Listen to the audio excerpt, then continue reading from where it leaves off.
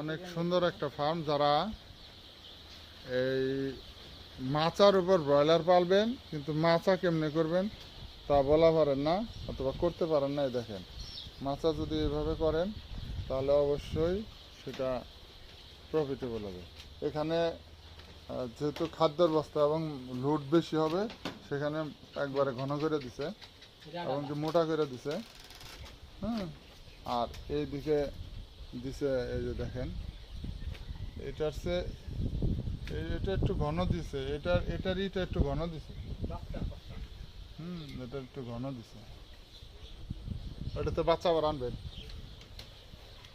এটা এটা ঠিক আছে, এটা ব্রয়লারের জন্য এটা ঠিক আছে, কিন্তু এই নেটটা ঘনটা দিতে হবে। এমনি খুব সুন্দর হয়েছে।